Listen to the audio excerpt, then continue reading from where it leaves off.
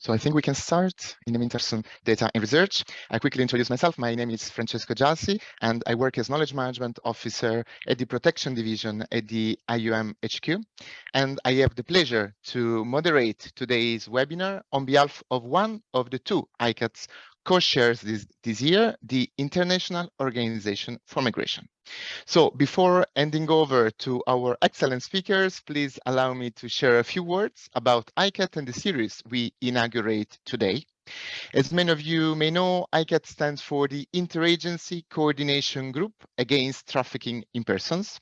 It is a United Nations policy forum formally established in 2007 with a mandate from the General Assembly to improve coordination and cooperation on preventing and combating trafficking in persons.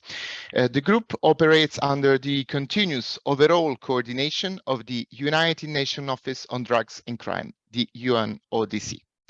ICAT has an overall plan of action focusing on 6 priority areas, one of which is building an evidence base on trafficking in persons. The group's annual activities, however, are shaped by its chairs, which are elected on annual basis. This year's co-chairs are the International Organization for Migration, as mentioned, and the Office of the Special Representative of the Secretary General on Violence Against Children.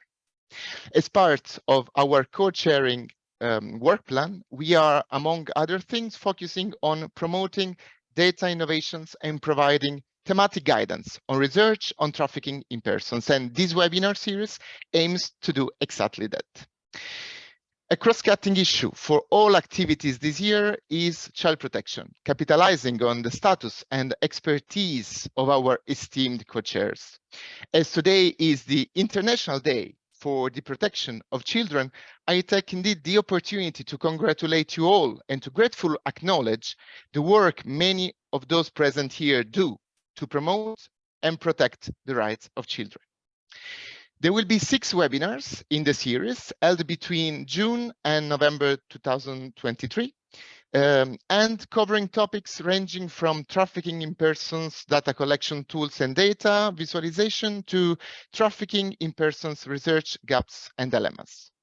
Each webinar will be around 45 minutes to 1 hour and will feature short presentation of examples of current work on these topics, followed by a question answered and discussion. Different time zones will also accommodate it as much as possible, and today's webinar, for example, will be held twice, including later today at 4 p.m. Presentations will be recorded and also made available online for the benefit of all those of you who could not attend at these times. After this brief intro, I am moving now to some housekeeping rules. If you experience any technical issue with this webinar session, please don't hesitate to write in the chat, and the webinar administrator will try to address them promptly. After the presentation, if you'd like to ask questions or make a comment, please raise your hand and you will be given the floor. Of course, you are also very much welcome to share your comments and questions in the chat throughout the webinar anytime.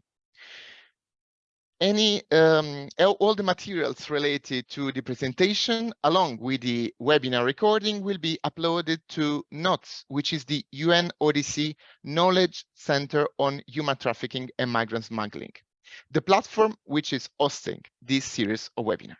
They will also be made available on the ICAT website at a later time. So after this not brief introduction, we start our conversation today, and let me introduce our first speaker. Is Dr. Fabrizio Sarrica, the team leader on research on trafficking in persons and smuggling of migrants at UNODC Research and Trend Analysis Branch. Fabrizio, thank you so much for being here with us. Please, the floor is yours. Thank you very much, Francesco, and I would like to take the opportunity to express a word of gratitude to the dear colleagues and friends in IOM and UNODC to have organized this series of ICAT webinars, and of course this one in particular. Good morning, everyone. I understand actually there are people attending the webinar from all over the world, so good morning or good afternoon according to your time zone. And I'm very happy to talk in this webinar, and I will talk for the next 15 minutes about a joint research work that, or a joint project that we have developed together, IOM and us in UNODC. I'm very, let's say, happy and proud of this joint program or joint activity that we are doing together, because this is something that we have developed in the light of coming up with, is one of those activities where we have together try to come up with something that is useful, is needed, and something that makes sense for the international community in the field of data collection on trafficking in persons. Let me share my screen. I'm talking about these international classification standards for administrative data on trafficking in persons. Let me see if I managed to, to start the slideshow. So what we are talking about is to create standards that are internationally recognized for national institutions, national authorities, or other actors that collect data on trafficking persons. Both in UNODC and IOM, years ago, we started receiving requests for capacity building trainings on administrative data on trafficking in persons, sometimes from the same countries, maybe different institutions in the same country. So UNODC, we were delivering our trainings, IOM delivering IOM trainings, and we soon realized that we needed to get together, come up with something that was standard, that was harmonized, so that different authorities around the world could have the same trainings, could collect data with the same indicators and having the same standards. So we have developed this ICS tip that will soon be published and available. In the meantime, we already have started to conduct joint trainings in this field of work. So when we talk about administrative data on trafficking in person, administrative data in general, are informations that are collected by those institutions that, for their, let's say, proper competence and role, they have direct contact with trafficking in persons events, with trafficking, with victims of trafficking in persons, or with the offenders of committing trafficking in persons, and they are, let's say, registering, recording those activities that they are operating in their daily work. So we are talking about law enforcement activities, we are talking about social workers, we are talking about any other institutions that are in a way on their day-to-day operation recording, conducting anti-trafficking activities and recording those activities. So when we talk about administrative data, we are talking about official recordings in their anti-trafficking operations. So normally this sort of information is not used for, or the primary reason to collect this information is not research. But of course, it's also solid information, and information that, if properly used, can be used for research purposes. And I brought here some examples. Of course, we have the Global Report on Trafficking in Persons for UNODC. Of course, we have the CTDC online platform of IOM, but we also have some very good national, let's say, reports. I put here two of the most famous, and those that are probably paved the way on this along these lines. That is the Dutch National Rapporteur and the Bundeskriminalamt report on trafficking in persons, and they are all based on so to say administrative data that have been collected for different purposes. Of course, the German Bundeskriminalamt report is collected by the police. The Dutch National Rapporteur has its own different institutions or subjects that feed into the national report. The Global Report on Trafficking in Persons collecting information from different institutions all over the world, and so forth. So we are having different examples of data, administrative data, that is collected by different institutions.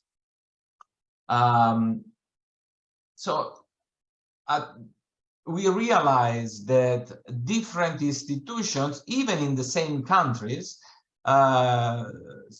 were collecting, recording informations about trafficking events, or the victims of trafficking, or the perpetrators of trafficking, with different standards in different ways. And of course, this was a challenge because the different systems were not communicating.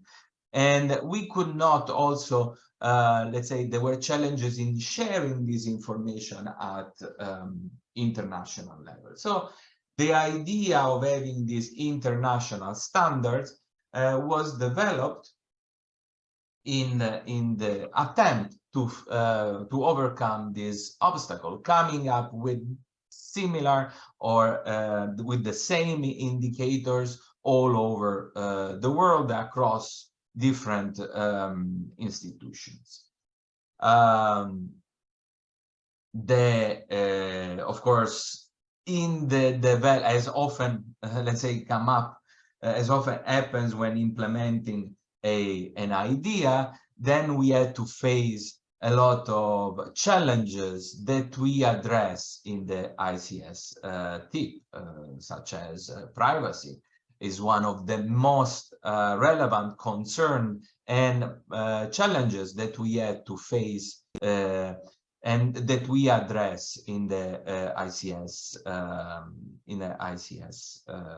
tip. The implementation of this project started in late 2019, just before the pandemic started, and we had constant we had constant engagement with those national institutions that do collect data from different parts of the world.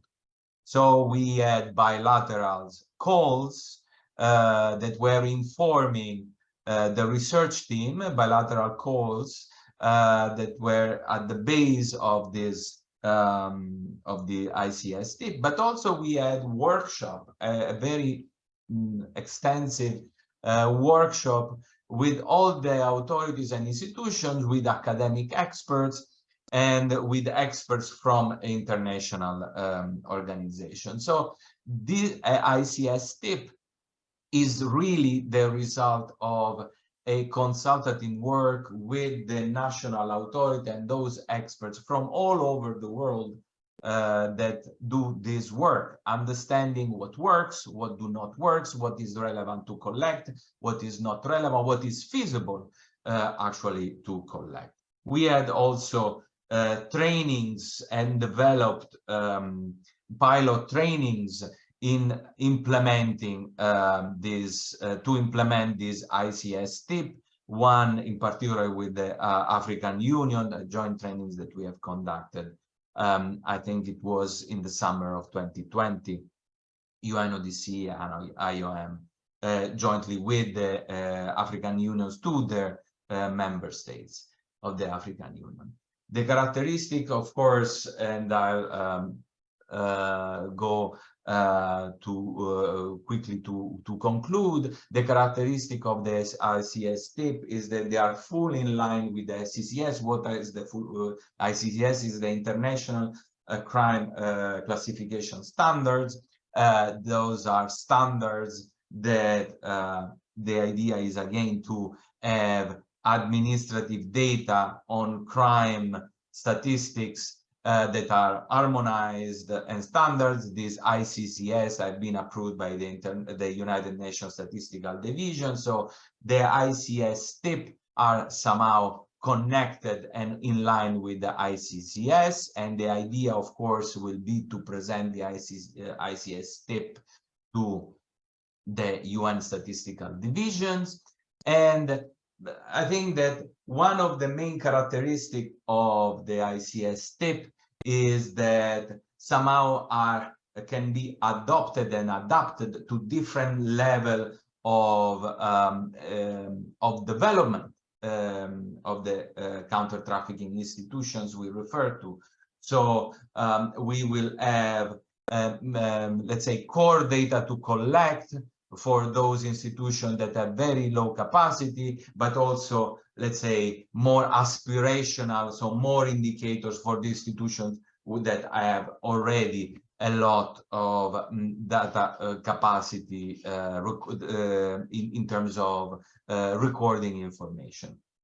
It is based on the principle that the unit of analysis is the case of trafficking. So one event of trafficking, one event that is recorded by that institution. So one event is then leads to the victim. One event may have one victim or more victims, may have one perpetrators or more perpetrators, and of course the reporting entity. And then collecting the indicators concerning the profile of the victim, the profile of the perpetrator, and of course the characteristic of the reporting entity.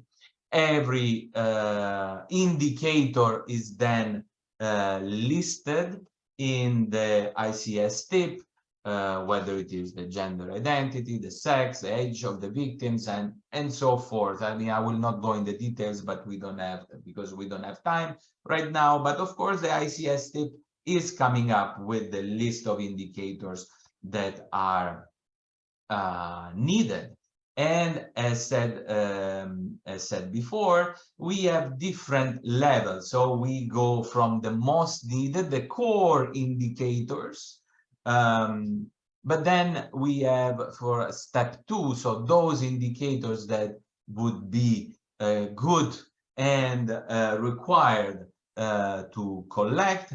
And the step 3 are those that are more advanced, aspirational, as said, let's say, so those information that would be needed in terms of having more and more information and solid data that are, of course, needed for evidence-based responses.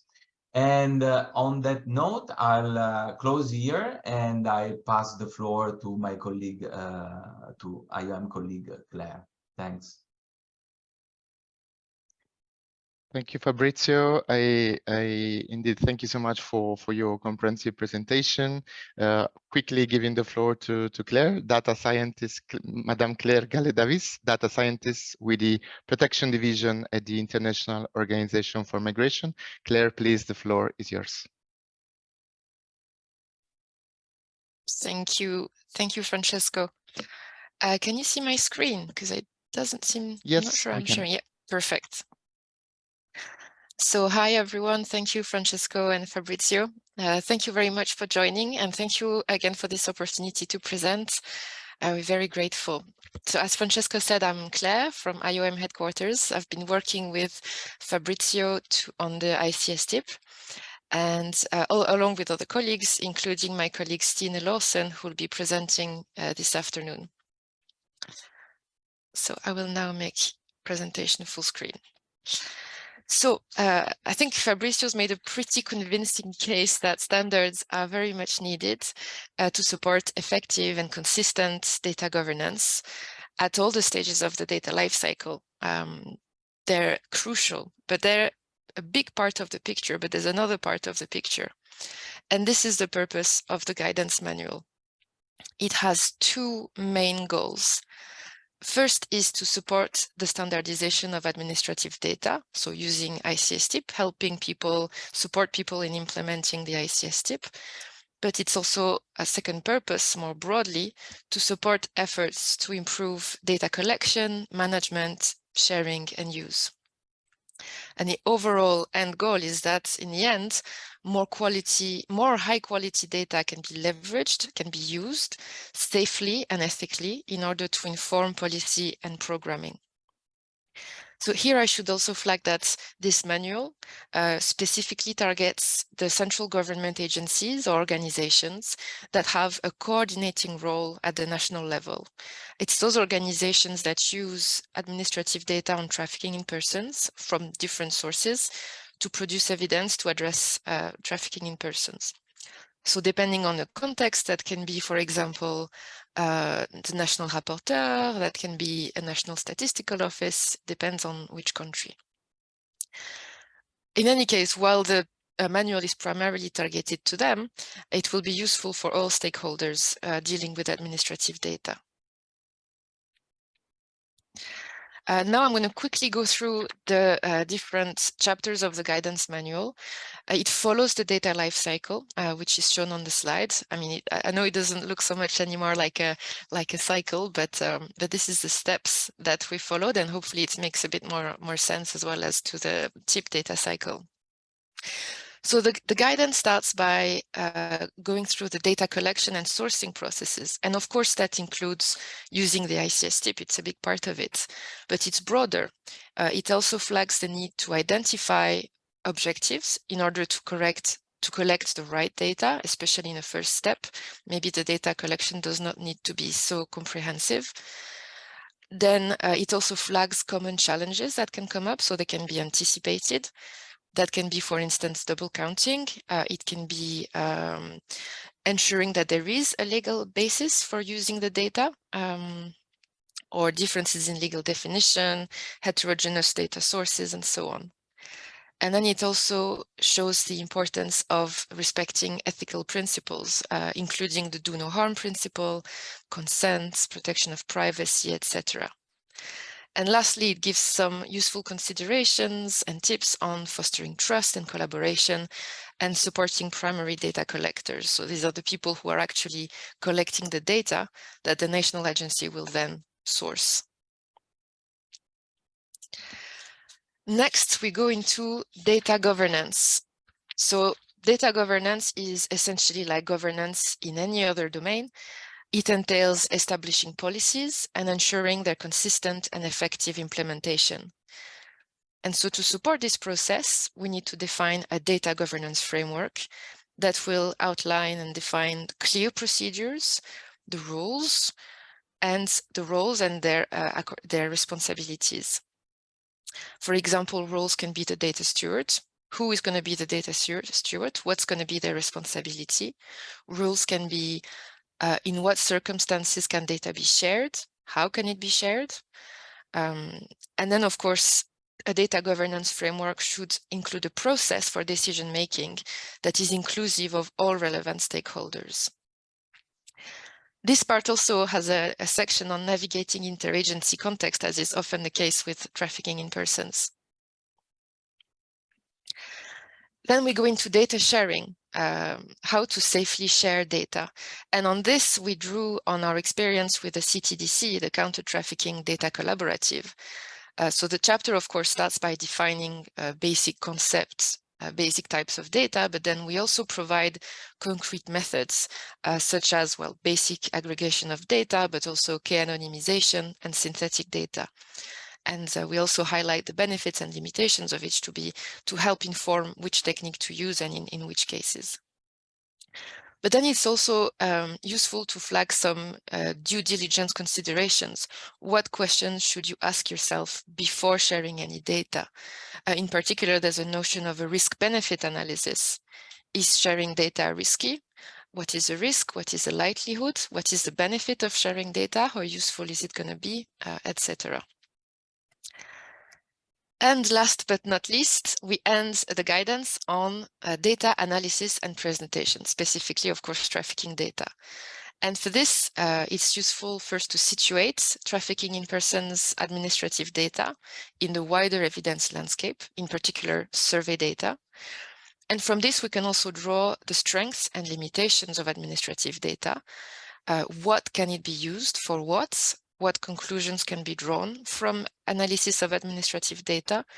There is often the example of using administrative data as representative of the whole trafficking in persons population, whereas administrative data is only, we know what the people who come into contact with the system and who are recorded.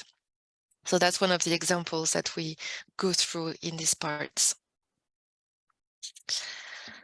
So at this stage, so this is it for the guidance manual, and it's a lot already, but I'd like to point out that this manual proposes no universal standardized methods for dealing with administrative data on trafficking, simply because there is no one-size-fits-all approach. We've seen that in the consultations, in the workshop, and in the trainings. All the contexts, all the different countries are very different. They have different agencies, different legislative contexts, and so on. But instead, what we try to do is to provide guidance, to provide useful considerations, and also concrete examples of how it's been done in other countries, of what seems to be working, and so on. What are the next steps for ICS TIP? Well, first, we'd like to make it both the ICS TIP that Fabrizio talked about and guidance that I talked about. Both of them, we'd like to make them available online as working documents, hopefully very soon. Then we have more trainings planned, and we're going to launch an e-learning course. Then we're planning additional consultations with national statistical offices and trafficking agencies that will lead to the very last revisions of the documents in view of a submission to the UN Statistical Commission. Now, you thought my presentation was finished. It's not. But so far, we've talked about material that's mostly targeted towards central agencies. I've said it will be useful to a lot more people, but that's the main target, central government agencies that source administrative data and then use it and analyze it to build a national picture. But what about civil society organizations? What about the people who are assisting victims, for example, and collecting data on the front line? So here, IOM developed the Human Trafficking Case Data Standard, or HTCDS. HTCDS is a global reference for consistently defining, managing, and processing victim of trafficking case data. The aim of that initiative is to provide standards and resources for frontline organizations and the technologists who are configuring and administering case management systems. And so, accordingly, the target is those frontline organizations and the technology providers and software vendors. But here I would like to flag that these agencies, these frontline agencies, they need case management systems in order to manage all the information that's associated with the different protection and support processes that they're involved in. And this can be initial identification, referral, needs assessments, but also reintegration support and long-term follow-up. For all these processes, you need to collect, maybe share, refer, all kinds of information. And so we need a kind of system to manage all that information. which are the ones we call the case management systems. These systems can be built with different kinds of technologies, with different kinds of requirements. And in turns, there are many different kinds of frontline agencies operating in different contexts and therefore with different requirements. So they'll be using probably different kinds of technologies which have different trade-offs and long-run implications. But nevertheless, despite all of these differences, there'll be a lot of overarching needs that they all have in common. And this is why we developed the HTCDS. We put forward this toolkit to address needs in a manner that promotes existing international standards, so it's aligned with ICS-TIP, but is also open source, open access. You'll see that the HTCDS is freely available online. It's hosted on GitHub, and we hope that the elements are taken forward and co-developed by the community. We hope to create this kind of community of practice that can share resources, share code, improve code in an iterative manner, and so on.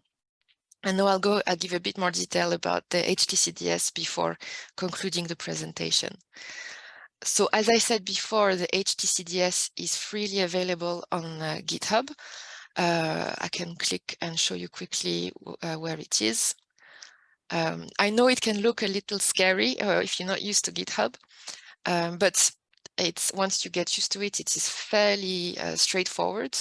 In particular, you can navigate. These are different files. These are folders that you can click through and explore, and so on. And I encourage you to do that if HTCDS is something you're interested in. But there are three main parts to the HTCDS. Obviously, there's a lot of guidance and documentation to go through, and I won't go through that here. But we also have a field standard and a toolkit. The field standard is essentially a spreadsheet that lists all fields that a frontline agency might want to collect that might be relevant for them to collect, as well as the format in which it can be collected. And of course, all this is aligned with the ICS-TIP. And then a toolkit is a set of tools to help organizations set up a case management system, and possibly also to align with the HTCDS standard. And it is intended to support different case management approaches to fit different contexts. So you'll see that we have an Excel template, an XLS form survey template, and a Salesforce package. Here, I'd like also to flag that the point of the HTCDS GitHub page is not to share data. This question has been raised a lot in the various webinars or trainings that we've had. We do not want people to share their data on the GitHub page. On the contrary, we share these tools with the community, and they can then download it and use it on their own systems, whether it's the cloud, computer, I don't know. But yeah, just to emphasize that we are not looking at using this for sharing data. For this as the CTDC, the Counter Trafficking Data Collaborative, but it's a whole different process. I think this is it. Just a quick word maybe on the trainings and dissemination. So we developed a training package that we've already rolled out with 20 frontline organizations. And we designed it in partnership with Freedom Collaborative and Recollective. And we've also developed a free self-paced e-learning course that's available online. And I put again the link on the slide. So in conclusion, I know Fabrizio already highlighted why administrative data are important, what can be done with it, but we wanted to also end on a reminder of what can be achieved with administrative data and how much more could be done with more and better data. I've put, of course, a global report on trafficking in persons, the CTDC that you know already. I've also put a report that we've worked with the World Bank. And finally, I've also included reports by Blue Dragon, which is an NGO in Vietnam. And this report is based on their analysis of their victim database, which IOM helped strengthen during the HTCDS project. You'll see HTCDS being cited in there. That's it for my presentation. So I thank you very much for your attention. And I'll hand it over now to Francesco. I believe we can now open the floor to questions. Thank you very much. Indeed, thank you so much, Claire, for guiding us through the manual, the human trafficking case data standards, and going back to the manual. The point that you highlighted, I think, would be important to remake it here, is that there is no universal method, but of course there is guidance, there is support through examples and practices. So after this, we can start our question and answer session. Probably to start the conversation, I have a couple of questions for our panelists, and I will start from this. If a government is interested to adopt the ICS TIP, how should it go about it, and which are the implementation steps that have to be taken? Please feel free to Claire or Fabrizio to start. Over. Thank you, Francesco. And Fabrizio, I'll let you chip in afterwards, of course. But I think a first step for now is to reach out to either Fabrizio or me, or both of us and the team, and we can have a look at it together. We are also in a process of fundraising for any future activities related to this. But it's very good to hear if there's any interest, and we're very happy to discuss it together. Fabrizio, is there anything else you'd like to add? No, I just exactly wanted to say that we have developed a global joint program, a training program to implement the ICS TIP all over the world. So of course we are in the process of fundraising, and national authorities that are interested at the moment can get in touch with us, and we will operate. Thanks. Perfect. Thank you, colleagues, for addressing the questions. We have one from Madame Rudenko asking to the panelists if it's possible to elaborate a bit more on the steps you plan to take to promote the implementation of the tool among the governments. Yeah, I think that, as said, at the moment we have developed a concept note to implement a global program, especially in low and medium income countries. But having said that, we have already conducted trainings, and training modules have been implemented, and also we have conducted some pilot trainings in the African Union. So we could do it we did it, we have been doing this, and we can do it at any point. Claire? Thank you. Yeah, so we've done a few trainings. We have a few more planned, including one in a week and a half. We're trying to present take these opportunities, which is also why we're very grateful to present it and advertise it, so to speak. And then hopefully once we also go through the submission to the UN Statistical Commission, which will involve review with national statistical offices, and then hopefully the endorsement, it will also give more visibility. Thank you. Perfect. Thank you, Claire and Fabrizio, for addressing the questions. I would like to ask you if you could, it's possible to elaborate a bit more on which are the areas of main concern when we talk about a lack of data in the context of the stakeholders that may be interested in this tools. There could be target countries or areas of main concerns. Over. Do you mean concerns where do we lack data in particular, whether it's Correct. specific Yes. countries or populations? Yes. Well, I think today being the special day for it, I'd say data on children is often difficult to find, especially with regards to survey. And it is one of the strengths of administrative data, actually, because the organizations who collect administrative data tend to come across children more than in surveys, for example. And in particular, CTDC data has been used to supplement and to add to the global estimates of modern slavery for children and also for victims of sexual exploitation. Fabrizio, I don't know if you have any other points for that are lacking data. Yeah, I would in terms of topic, as you mentioned, of course, child trafficking or victims of child victims of trafficking are, of course, one point. In terms of geographical coverage, that is quite interesting. From our experience with the global report, we have countries we would expect that is connected with capacity, and that is the case to a certain extent. But we have some countries like I mentioned, the Netherlands, that have a great history of good data, that administrative data that have been collected for decades.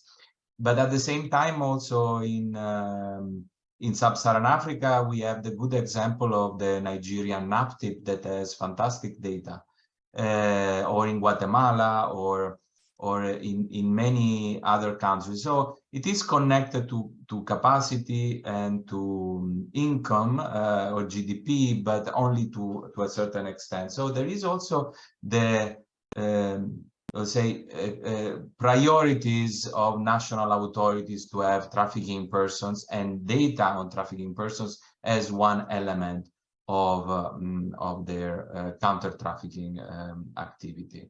So, and this ICST and the manuals is really, let's say, the approach is to have a global that can be used globally at every level and for any institution.